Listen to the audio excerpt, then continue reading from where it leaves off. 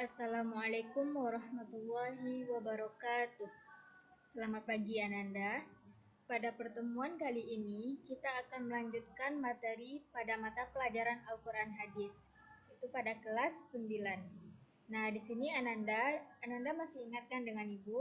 Ibu adalah mahasiswa PPL dari Ibu Yusniti pada mata pelajaran Al-Quran Hadis ini. Nah, Ananda, pada pertemuan kali ini kita akan membahas materi yang berkaitan dengan materi bab 3. Karena sebelumnya kita telah melaksanakan UH2 dan telah selesai mempelajari materi pada bab 2. Nah, di sini Ananda, sebelum masuk kepada materi pembelajaran bab 3 ini, sedikit Ibu mengulas materi yang lalu, itu berkaitan dengan jujur dalam bermuamalah. Nah, sebelumnya kita telah mempelajari dalilnya, yaitu Quran Surah Al-Mutaffifin ayat 1-17 dan Quran Surah Al-An'am ayat 152, berkaitan dengan jujur dalam muamalah. Nah, yang berisi bahwasanya kita tidak boleh melakukan kecurangan dalam bermuamalah atau jual beli. Kita tidak boleh juga melakukan pengurangan timbangan, pengurangan takaran, dan lain sebagainya. Karena Ananda, pada dasarnya jual beli itu adalah bentuk kegiatan yang dicontohkan oleh Rasulullah SAW pada zaman dahulu. Rasulullah mencontohkan dengan cara berjual beli dengan bersikap jujur. Jadi kita harus meniru ajaran dari Rasulullah. Tidak boleh berbuat curang dalam jual beli. Nah, ini juga tidak hanya dalam jual beli saja Ananda, tapi juga dalam urusan lain. Kita harus selalu bersikap jujur. Nah, pada kesempatan kali ini kita melanjutkan materi yang lalu, yaitu masih tentang jujur dalam muamalah, yaitu judulnya Menggapai Keberkahan Hidup dengan Jujur dalam Muamalah. Nah, Nanda, yang akan kita pelajari pada hari ini yaitu hadis lagi. Hadis riwayat Baihaqi dari Ibnu Abbas tentang jujur dalam muamalah. Yang mana tujuan kita mempelajari ini, Ibu harapkan Ananda dapat mengetahui apa saja atau bagaimana isi hadis dari riwayat Baihaqi dari Ibnu Abbas tersebut tentang jujur dalam muamalah. Ananda dapat melafazkannya dengan baik. Juga Ananda dapat mengetahui terjemahan dari hadis tersebut serta isi kandungannya. Dan yang terakhir, Ananda harus tahu juga kisah yang terkandung terhadap hadis yang kita pelajari tersebut. Jadi mohon diperhatikan materi kita pada hari ini ya. Nah, yang pertama Ananda akan Ibu bacakan hadis yang berkaitan dengan jujur dalam muamalah ini, yaitu seperti tampilan di sini. Bismillahirrahmanirrahim. An Ibni Abbasin qala Rasulullah sallallahu alaihi wasallam, ya ma'syarat tujari innakum qad walaitum amran halakat fihil umamus salifatu mikyalu wal mizanu rawahul Baihaqi. Itulah hadisnya Ananda. Selanjutnya terjemahan dari hadis tersebut. Hadis ini artinya dari Ibnu Abbas, ia berkata, Rasulullah Shallallahu Alaihi Wasallam bersabda, wahai para pedagang, sesungguhnya kalian menguasai urusan yang telah menghancurkan umat terdahulu, yakni takaran dan timbangan. Hadis riwayat Baihaqi.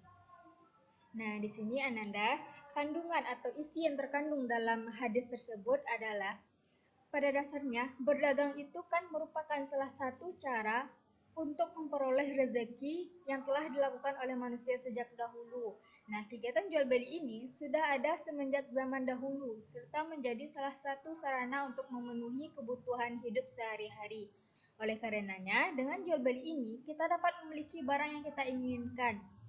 Tetapi Ananda, di sini ada pada zaman dahulu melakukan taktik kecurangan dalam jual beli tersebut. Salah satunya yaitu mengurangi timbangan atau takaran. Nah, mengurangi timbangan ini adalah salah satu bentuk praktik pencurian milik orang lain yang bisa mengakibatkan ancaman dari Allah walaupun sedikit saja kita melakukan pengurangan timbangan tersebut dan melakukan mengurangi takaran dari yang kita jual. Nah, kecurangan ini jelas merupakan salah satu bentuk dari pencurian Ananda terhadap milik orang lain dan tidak mau bersikap adil terhadap sesama. Dengan itu, bila mengambil milik orang lain melalui takaran dan timbangan yang curang, walaupun sedikit saja, berakibat ancaman dan kecelakaan.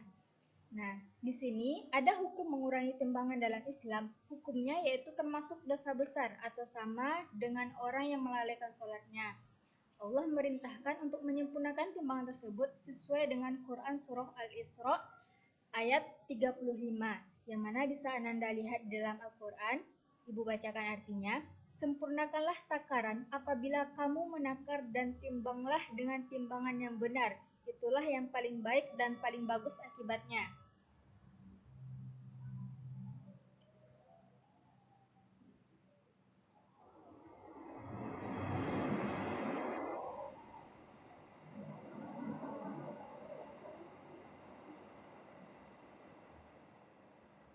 Baiklah Ananda, maaf tadi sedikit terjeda ya karena ada kereta api yang lewat. Nah, selain berkaitan dengan mengurangi timbangan pada isi hadis ini juga berisi bahwasanya perintah untuk bersikap jujur dalam berdagang, yakni dengan menyempurnakan takaran dan timbangan tadi, dengan tidak berlaku curang dan berlaku adil dalam jual beli ini.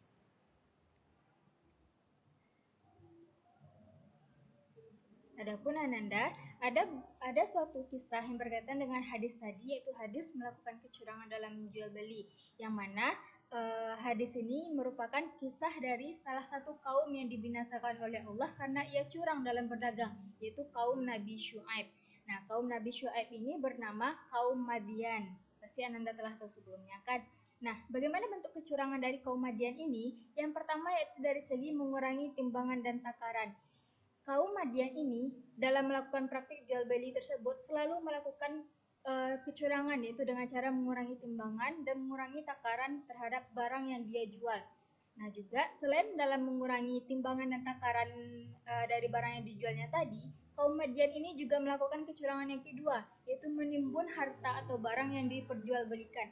Di sini contohnya, misalnya kaum tersebut menjual barang. Nah, ketika harga barang tersebut murah, maka kaum ini membeli dengan sebanyak-banyaknya barang tersebut dan dia timbun atau dia simpan di rumahnya masing-masing. Tetapi jika harga barang tersebut menjadi naik atau menjadi tinggi harganya, maka kaum ini barang yang telah disimpannya tadi dijualnya dengan harga yang sangat tinggi sehingga mencekik para pembeli. Hal itu juga dilarang Ananda, karena kita seharusnya mempermudah urusan orang lain kan. Misalnya jika kita telah membeli dengan harga murah, maka jual juga dengan harga murah. Ini tidak membeli dengan harga murah, dijual dengan harga yang sangat tinggi. Itu tidak boleh.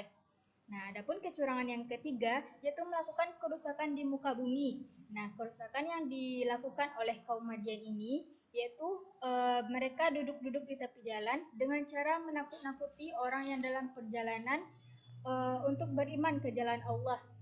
Padahal Ananda, Nabi Syuaib dan nabi-nabi sebelumnya telah melakukan peringatan kepada orang-orang yang berlaku kecurangan tersebut. Namun mereka tetap tidak menghiraukan perintah atau nasihat dari Nabi Syuaib dan nabi yang lainnya. Nah, karena itu Allah menurunkan berupa azab kepada kaum Madian tersebut, yaitu azabnya melalui sebuah gempa dan hawa panas yang berupa dentuman dahsyat yang menggelegar hingga mereka jatuh bergelimpangan atau mati di dalam rumahnya masing-masing. Itu merupakan salah satu azab karena sebelumnya telah diperingatkan oleh Nabi Syuaib bahwasanya hal tersebut merupakan bentuk dosa besar, namun tidak dihiraukan oleh kaum Madian tersebut. Maka Allah menimpakan azab kepada kaum Madian tersebut. Nah, dalil berkaitan dengan cerita ini yaitu terdapat dalam Quran surah Al-A'raf ayat 90 sampai 91 dan juga Quran surah Al-Mutaffifin ayat 1 sampai 3 seperti yang telah kita pelajari pada pertemuan sebelumnya pada bab 2. Nah, di sini Ananda, pada dasarnya kita harus melakukan praktik jual beli dengan cara menguntungkan orang lain dan tidak melakukan kecurangan. Karena pada dasarnya Ananda, jual beli ini merupakan perilaku atau bentuk kegiatan yang disunahkan oleh Rasulullah. Karena Rasulullah kan telah melakukan jual beli juga pada zaman dahulu kan. Tapi Rasulullah melakukan jual beli ini dengan cara yang jujur. Nah, jadi itu yang harus kita tiru Ananda, dan kita harus menjauhi bentuk perilaku kecurangan, tidak hanya dalam jual beli, tapi juga dalam hal lainnya. Baiklah Ananda, sekian materi kita pada hari ini. Jika Ananda ada pertanyaan atau keraguan, boleh ditanyakan kepada Ibu secara langsung atau kepada Ibu Usnetia. Terima kasih. Assalamualaikum warahmatullahi wabarakatuh.